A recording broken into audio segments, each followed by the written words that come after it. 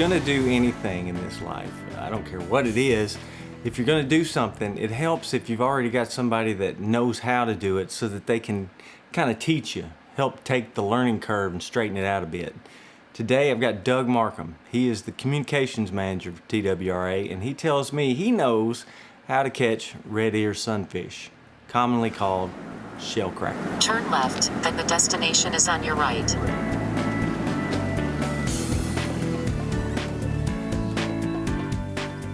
Okay, so I've made it to the lake.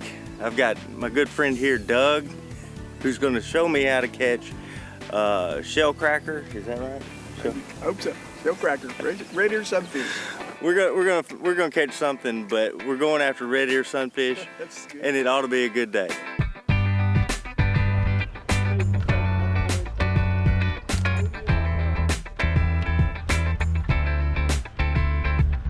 I don't know exactly what to use, Doug, but you got boxes and boxes of stuff. That's right. What are we gonna tie on? Well, we're looking for shellcrackers or big bluegill, whatever we can get. And you know, a lot of folks buy crickets berry and they buy worms, great baits, night crawlers especially for shellcracker, but I don't usually do that. I usually do the artificial stuff. So I buy little small grubs, or there's something called a trout magnet. Don't let the trout get in your way because it catches everything. And just a little plastic bait. And small baits don't cost very much. Small heads, you don't need a big head. 1/16 ounce. If you don't know what that is, it's written on the boxes when you go buy them. That's like a trout magnet? That's a trout magnet, and I like to go dark colors for these shellcrackers and bluegill, but if they don't bite these today, we'll go light color and see what they do. But this is the time of year where the shellcracker and bluegill get ready to spawn, and really fun to get out there and get them. And you'll find that you don't always have to buy a cricket or a night crawler and all that and get your hands all dirty. You just find something like this and toss them on real light line. Don't make the mistake of using heavy line. 4-pound test is a lot of fun. Little bitty reels. Put some line on it, light line on it, and just cast real slow toward the bottom. All right. That's where the beds are. So we're catching shellcracker, right? We're going to try to catch shellcracker. There ain't no right to nothing. We're targeting shellcracker. I've always found out if I target something, I always catch something else. So let's target them. Let's target bass.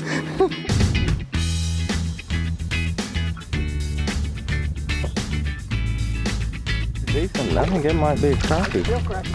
How about you gear, Doug? I mean, do I need to go buy a bunch of stuff if I'm gonna do this? Oh no, if you're getting out for the first time, there's a lot of really good rods that are out there. You do want to get graphite.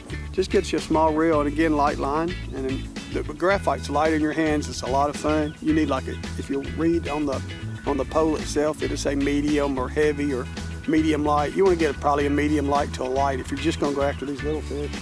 It just makes it a lot of fun.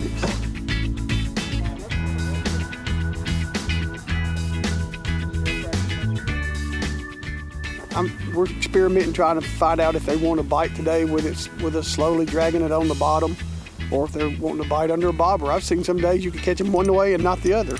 That's something on right now. Yeah, and that's what we're looking for today.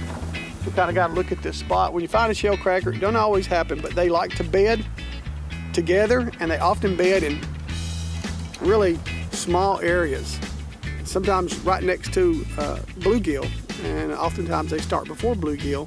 And they're called red ear sunfish because of this right here on this flap. It's kind of orangish red. It's beautiful, and they like to eat shells. They're in close right now because they're getting ready to spawn. But when they go back out deep water, they'll eat a lot of mollusk, and they're out there eating on that stuff. They have a real tough throat in them. They can crunch those shells and eat them. But today, this one just ate a jig. But this is not their day today. They're going back today, right, Barry? That's right. So we like to do catch and release a lot too, especially a beautiful fish like this.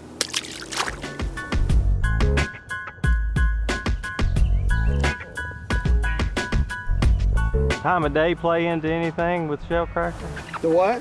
Time of day. I mean, does that play into it at all? I've caught them all day long. I don't know, it could, but I've caught them in the middle of the day, caught them mornings. So what you're saying is it's still fishing? It's still fishing. Always is. If you find a good bed, it's catching. Oh, me.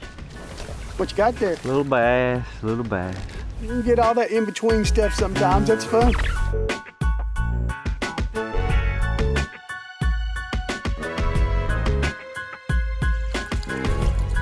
This is not a shellcracker. They're blackberries. Figure out, catch one of these, and oh, they get so much bigger. But that pretty little stripe right there, this is a black crappie, and we have white crappie and black crappie in Tennessee. This is just a black crappie with a mark on it, and we actually stock these. Now, what is this? This is a drum. Oh, I was going to talk about it. You just never know what you're going to catch. We never really got on that stockpile of shellcracker beds where we were going to catch shellcracker after shellcracker. It may have been a little bit early for that to happen, but we did have a lot of fun, and that's the one takeaway I can leave you with is if you're going to go out and you fish with somebody you enjoy spending time with, odds are it's going to be a good day whether you're catching what you meant to catch or you're catching bluegill or whatever. It's just a lot of fun. Shellcracker! Hey, put your shirt back on, man. I'm trying to do video here.